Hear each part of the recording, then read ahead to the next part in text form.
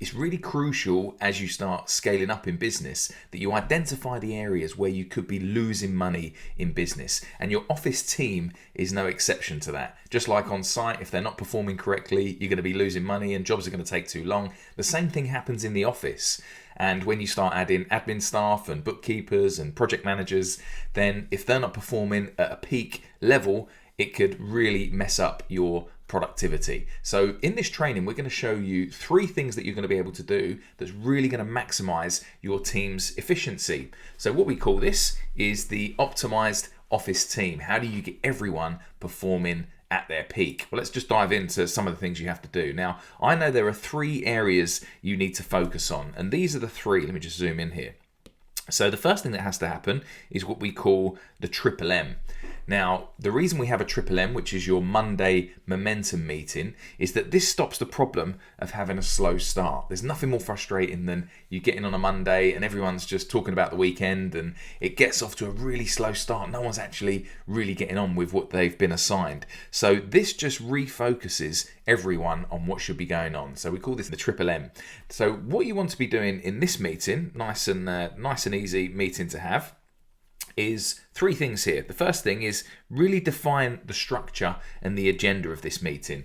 Come up with what the priorities are for the week, what challenges people might have, what goals you're setting as a business. Get a nice agenda prepared in advance so that the meeting doesn't run too long.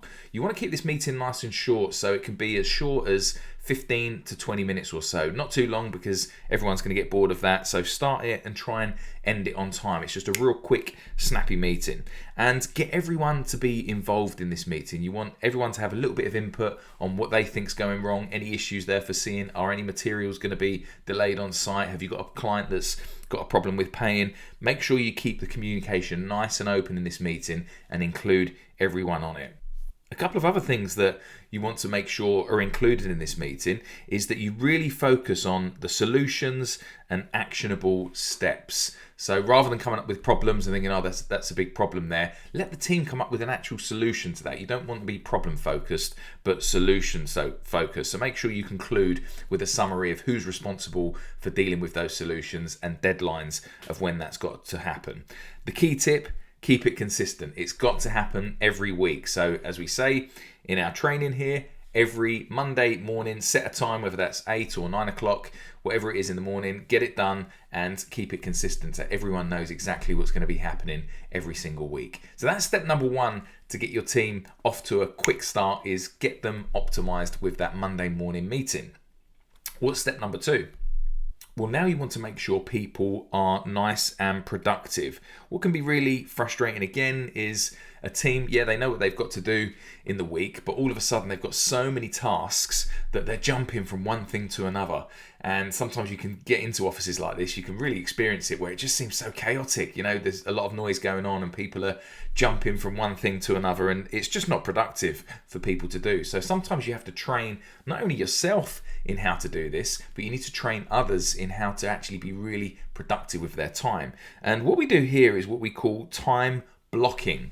So this is where you segment your calendar out and you time block certain amounts of time for certain things. Now, this is a proven scientific strategy, because if I just give you an example, if I asked you to count from 1 to 26, you'd be able to do it really fast. In a few seconds, you'd be able to breeze that off, no problem. If I asked you to do the alphabet from A to Z, the same 26 letters, you'd be able to do A to Z really quickly too.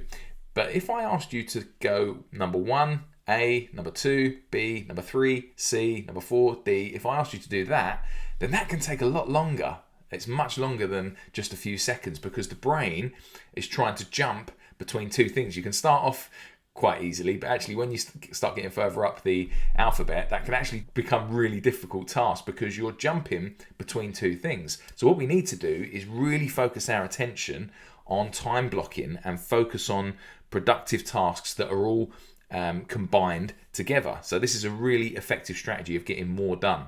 So some simple ways in which you want to be able to do this. Firstly, what you want to do is identify what the priorities are for the week.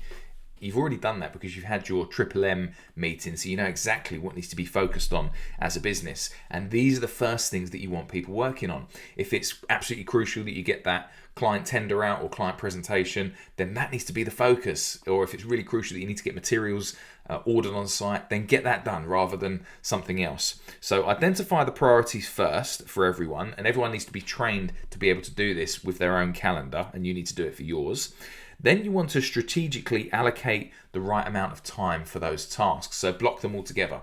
So if you've got 2 hours to do that presentation, then that's 2 hours blocked in your calendar and nothing else gets in the way. You've got to get that work done and just focus on it. And as Cal Newport says here in his quote, deep work is the ability to focus without distraction on a cognitively demanding task. It's a real skill to doing that, and this is what's going to make you and your team much more efficient. You clearly need to minimize distractions. So if you're doing this yourself and you've got your own office and you can shut your door and get that deep work done and really focus on getting that task. The other thing you need to bear in mind too is integrating breaks into this time blocking. So some tasks might take longer than an hour or two.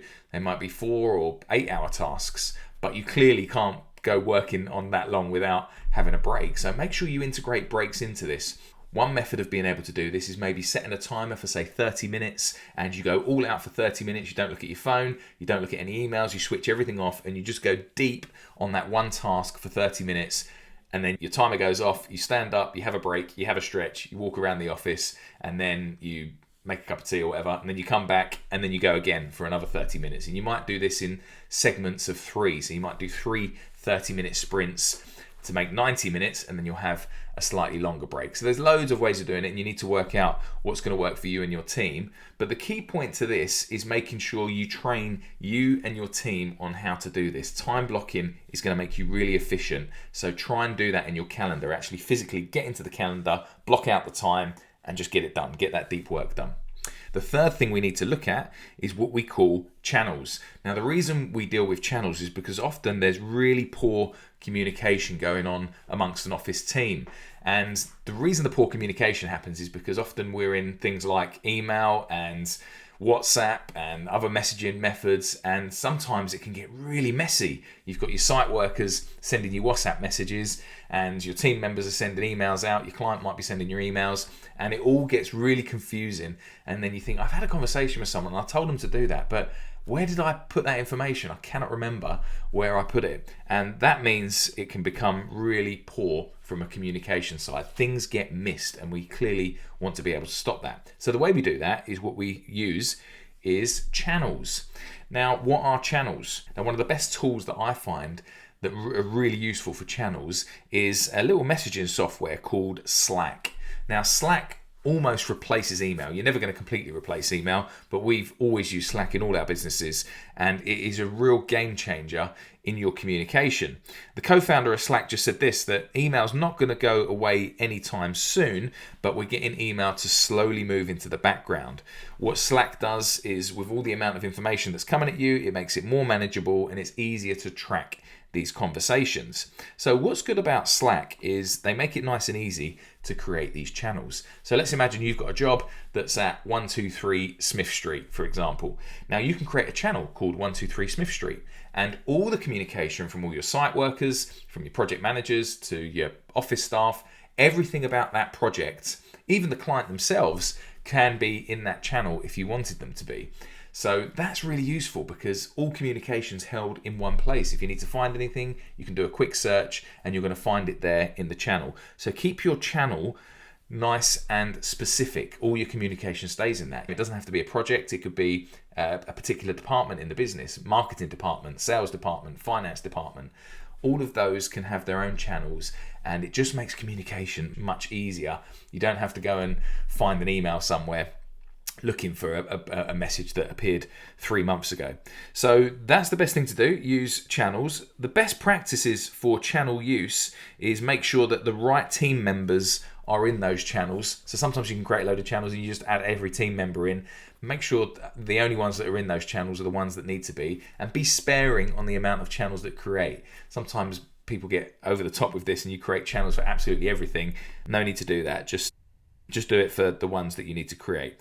And the good thing about Slack is you can integrate other tools with it, like Asana, Google Drive, Loom, these other tools you're probably using in your office. And the good thing about Slack is it integrates with all of them, and it's very easy to go back and forth and add tasks between the two.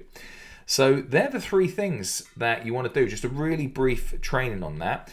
But if you can implement those three things in your business, which we said were the Triple M, the Monday morning meeting, the time blocking, and the channels, you're going to solve those three big issues in your business of having a slow start in the week, people not being productive, and poor communication. All of that will be solved if you can just do these three things. So I hope that helps you a little bit in making your office team a little bit more efficient. This is just one simple method that we use to improve productivity and profitability in your construction business. But we're just touching the surface here. We've got loads more that we can show you that's going to completely transform your business. So we'd love to talk to you more about that. If you want to learn more, book in a slot in our calendar and we'll show you what we can do for you.